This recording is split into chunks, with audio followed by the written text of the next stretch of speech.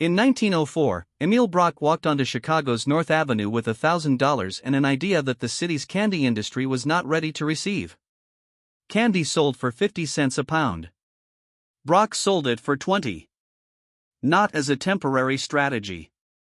Not as a hook to attract customers while recovering margin somewhere else. As the permanent, non-negotiable price of doing business with the working neighborhoods of a city that had been paying too much for sugar for as long as anyone could remember. With those $1,000 he bought a storefront, a battered kettle, and a second-hand sugar refining kit. Granulated cane sugar arrived by rail from the Gulf. Cornstarch came from Midwest millers.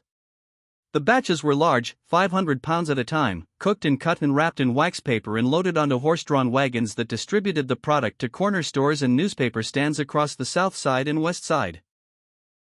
The candy was cheap and sweet and durable, and it was not aimed at the parlor families. It was daily commerce for working people who wanted something sweet and could not pay the 50-cent standard that established confectioners maintained as a matter of guild pride.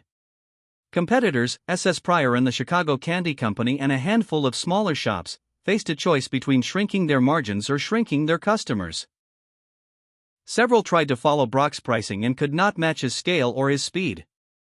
By the end of 1905, the 20-cent price had become not just a business model but an identity, a declaration that mass production and mass pricing could break the hold that established confectioners had over a city and redirect the economics of an entire industry toward the people who actually ate the candy rather than the people who had always controlled its price. By 1923, the storefronts and small batch kitchens were gone, replaced by something that trade journals of the era described with the particular reverence that industrial America reserved for its most impressive achievements. Brock's had issued $5 million in bonds backed by Chicago banks and used the capital to acquire 22 acres along the Chicago River, where a 5-story steel frame plant went up with 40,000 square feet of roasting kettles and 20,000 square feet of drying floors and a dedicated steam generation wing and automated lines that moved candy in bulk from cooking vats to packaging machines and directly to freight cars, waiting at private rail sidings. Trade journals called the West Kinsey Street facility the largest candy manufacturing operation in America. The Chicago Sun-Times ran profiles on its fireproof construction and its conveyor network and its modern packaging floor. Payroll records show 1,200 jobs at opening with projections for thousands more. Candy left in freight cars bound for New York and Cleveland and every point in between. That concentration of everything into a single address was an efficiency that also turned out to be a vulnerability, and on September 7, 1948, the vulnerability announced itself. The night shift had settled into routine. Inside the 5-story complex, workers managed the endless flow of cornstarch and sugar and steam. At 3 in the morning, a sudden ignition in the starch dust conveyor tunnel triggered a chain reaction. 2 tons of suspended dust exploded in a flash. The blast wave tore through brick and steel, collapsed the second-floor mezzanine, and ignited the oil-fed boilers. 11 men died instantly. 18 more suffered burns and trauma severe enough that some of them followed those 11 before dawn. The Cook County coroner's report was direct. Failure to remove dust. Inadequate filters. No regular cleaning. Workers had warned management about the dust buildup in the tunnels. Management had not acted. The Illinois Department of Labor investigation found clear violations of the state safety code. Civil lawsuits produced a settlement fund of $2.3 million. Criminal charges resulted in the conviction of the plant's vice president of operations for criminal negligence, resulting in death. The scale that had promised efficiency had delivered catastrophe, and the reckoning was not just for Brock's but for every industrial plant in Chicago that had made the same bet on concentration without asking what happened when the concentration failed. The company recovered.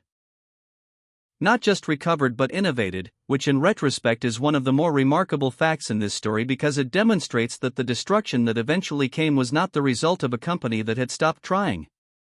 In 1958, Brock's introduced the pick-a-mix system, a retail concept that let shoppers fill their own bags from open bins, choosing from dozens of varieties. The idea came from inside the company, from an internal memo written by assistant sales manager Harold Brewer outlining a plan to drive impulse purchases and increase average sales per customer. Brock's filed a trademark for Pick-a-Mix in October 1958. By 1960, the model had spread from local grocery stores to national chains. Revenue surged to $75 million by 1964. Two-thirds of all bagged candy sold in America carried the Brach's label. The pick-a-mix bins became so familiar a fixture of American supermarkets and drugstores that most people who used them had no idea they had been invented by a specific person at a specific company in a specific year. But in 1966, after 62 years, the Brach family sold the company to American Home Products, a diversified conglomerate with no roots in candy. The era of family control ended. The psychological break this represented was complete, and its consequences would unfold slowly enough to be easily misread as something other than what they were.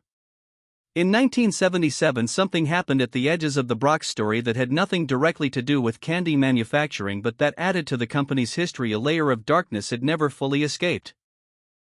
Helen Brach, heiress to the Brach fortune, disappeared without a trace after leaving her West Kinsey residence following a routine factory visit. Her purse and car keys surfaced weeks later in a Riverside dumpster.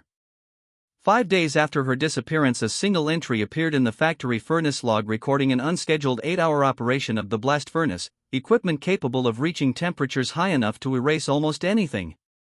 No physical remains were ever found. The logbook became a permanent fixture in the case file, and the question it raised was never answered. Richard Bailey, a horse trader with a history of fraud who had been negotiating a multi-million-dollar deal with Helen in the months before her disappearance, was eventually convicted of mail fraud and obstruction. He was never charged with her death. Helen Brach was declared dead in 1995. The case remains unresolved. By 1986, the company that had emerged from all of this was, on paper, a monument to its own success. SEC filings showed $640 million in annual revenue and $75 million in profit. The West Kinsey plant remained the largest candy factory in the world. More than 500 product lines moved through a distribution network reaching every major American retailer. Market share hovered near 30%. There was no signal in the numbers of what was about to happen. In January 1987, Klaus Jacobs, a European confectionery magnate, acquired Brach's for $730 million in a leveraged buyout. The deal made headlines for its size and for the language of global synergy that accompanied it. Jacobs arrived with a new board and new managers and a mandate to cut costs and a fundamental misunderstanding of what had made the company worth $730 million in the first place. 6 senior executives were dismissed in the first month. Contracts with domestic suppliers were canceled. Long-serving plant managers who understood the Chicago market and the American consumer were replaced by outsiders who did not. The institutional memory accumulated over decades of learning what worked in American candy retail was erased in a single quarter as a cost reduction measure. The effects were not slow to arrive. By the close of 1988, Brach's posted its first operating loss in decades. Internal memos described chaos in procurement, missed deliveries, and a collapse in workforce morale. Jacobs's team cut marketing budgets and attempted to pivot toward European-style products that found no audience among American buyers who had not asked for European candy and were not inclined to accept it as a substitute for what they had been buying their entire lives. The SEC filing for 1989 recorded a net loss of $50 million. Revenue dropped. Market share fell below 20%. Philip Morris was approached for a rescue acquisition, reviewed the books, and walked away. The financial press called it a governance disaster. The collapse had a name, and the name was Klaus Jacobs, and the mechanism was the standard mechanism of leveraged buyout destruction, which is to extract the value that patient operators spent decades building and replace it with short-term cost reduction that destroys the operational capability that generated the value in the first place. But the Jacobs acquisition, as devastating as it was not the only force working against Brach's.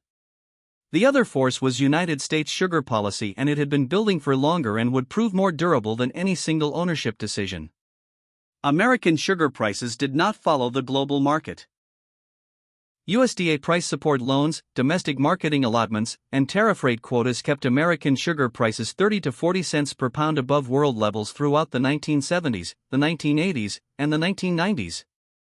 For candy manufacturers, sugar was not a minor input cost. It accounted for up to 1/3 of total ingredient costs. The Economic Research Service tracked the downstream effect and found that for every job preserved in domestic sugar production, 3 jobs disappeared in food manufacturing.